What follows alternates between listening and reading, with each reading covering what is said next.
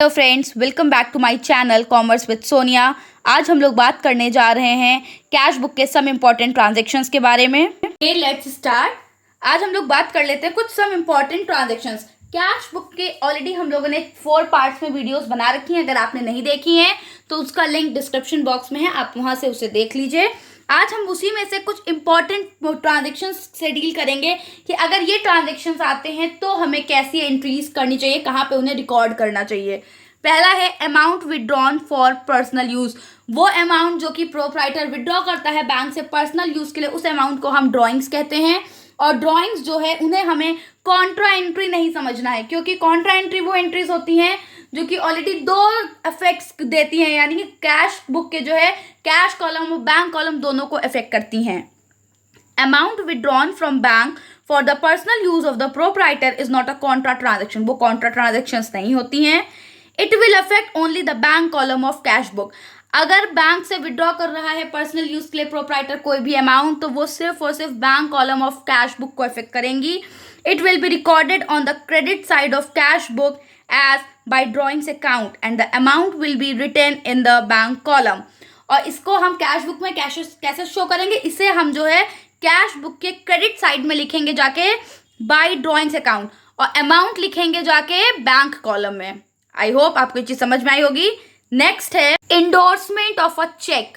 पहले तो बात कर लेते हैं कि इंडोर्समेंट क्या होता है। इंडोर्समेंट का मतलब है, सपोज मैं एक XYZ लिमिटेड कंपनी है, अब एक पर्सन थे मिस्टर ए जिन्होंने हमसे क्रेडिट पे जो है परचेज कर रखा था, और हमने मिस्टर बी से क्रेडिट पे कोई चीज ले रखी है। तो मिस्टर ए ने जब हमें चेक दे के पेमेंट किया तो वही चेक हमने उठा के मिस्टर बी को दे दिया। इसे हम कहते हैं endorsement of cheque. The receipt as well as endorsement of a check is recorded through the journal and not cash book. जो भी हम रिसिप्ट करते हैं चेक, यानी जो भी चेक हमें मिल रहा है और अगर हम उसे इंडोर्स करते हैं तो वो जर्नल एंट्रीज में लिखा जाता है, ना कि कैश बुक में। कि अगर हमने चेक रिसीव किया है और उसके बाद उसको डिपॉजिट नहीं किया तो एंट्री बनती है चेक इन हैंड से, और अगर वही हम जो है दूसरे को दे रहे हैं तब भी वहां पे चेक इन हैंड आएगा। कहीं पर भी कैश या बैंक का जो है ट्रांजैक्शन नहीं है, इस वजह से उसे नहीं रिकॉर्ड करते। Because receipt and endorsement of cheque neither affect cash nor bank account. अगर हम रिसिप्ट कर रहे हैं या इंडोर्स कर रहे हैं चेक को, तो वो जो है कैश या बैंक अकाउंट को इफेक्ट नहीं करता, और वो ट्रांजैक्शन जो कि कैश और बैंक को इफेक्ट नहीं करते वो कैश बुक में नहीं आएंगे।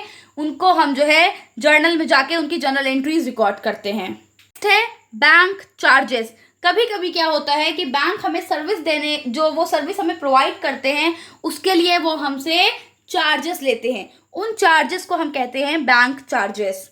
Such charges will be recorded on the credit side as by bank charges and the amount will be recorded in the bank column. और वो चार्जेस जो कि बैंक हमसे जो है चार्ज कर रहा है उसको हम कुछ नहीं, डायरेक्ट जो है कैश बुक की क्रेडिट साइड में जाकर बाय बैंक चार्जेस पर्टिकुलर में लिख के और अमाउंट को बैंक कॉलम में नोट कर देंगे। नेक्स्ट है bank charges on dishonoured cheque. Dishonoured cheque वो चेक होता है जो कि हमने जो है बैंक में लगाया होता है बट वो जो है बाउंस हो जाता है, उस चेक को हम कहते हैं डिसऑनर्ड चेक। कभी कभी बैंक क्या करती है, उस चेक पे हमसे जो है एक्स्ट्रा चार्जेस ले लेती, क्योंकि उसको क्लियरेंस के लिए उन्होंने जो एक्टिविटी परफॉर्म की है उसके लिए वो हमसे चार्ज ले लेती हैं। Expenses charged by the bank on dishonored check will be added into the amount of dishonored check itself. और जब भी हमारे पास डिसऑनर्ड चेक के लिए कोई भी बैंक चार्ज करेगी तो उसके लिए हम अलग से एंट्री नहीं करेंगे कि अलग से हमने बाई बैंक चार्जेस करके एंट्री कर दी। नो, उस केस में हम जो है डिसऑनर्ड चेक जो हमारा था वो जितने भी अमाउंट का चेक था उतने में ही बैंक चार्जेस ऐड करके उसे हम रिकॉर्ड कर देंगे। नेक्स्ट, बैंक हमसे इंटरेस्ट लेती भी है और हमें इंटरेस्ट पे भी करती है। बात कर लेते हैं इंटरेस्ट अलाउड बाय बैंक। अगर बैंक हमें इंटरेस्ट दे रही है, it increases the bank balance. हमें अगर बैंक जो है इंटरेस्ट प्रोवाइड करती है तो वो हमारे बैंक का जो बैलेंस होता है उसे बढ़ा देते हैं। It is recorded on the debit side of bank column, और ये जो है डेबिट साइड में रिकॉर्ड होगा बैंक कॉलम के। नेक्स्ट है इंटरेस्ट चार्ज बाय बैंक। और अगर हमारे पास ओवरड्राफ्ट हो जाता है तो बैंक हमसे क्या करती है, इंटरेस्ट भी चार्ज कर लेती है।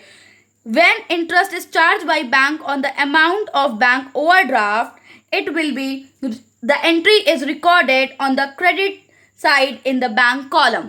अगर बैंक ओवरड्राफ्ट पे बैंक हमसे इंटरेस्ट चार्ज कर लेती है, उस केस में जो हम एंट्री लिखेंगे वो हम लिखेंगे जाके credit side of bank column, यानी बैंक कॉलम में जो है कैश बुक की क्रेडिट साइड में जाके बैंक कॉलम में इंटरेस्ट चार्ज करके हम एंट्रीज लिखेंगे। आई होप मेरी इस वीडियो से आपको कुछ हेल्प मिलेगी क्वेश्चंस को सॉल्व करने में, और ऐसी ही और वीडियो के लिए प्लीज़ मेरे चैनल को सब्सक्राइब कर दें, बेल आइकन प्रेस कर दें, and like my videos and share more and more with your friends. Thank you.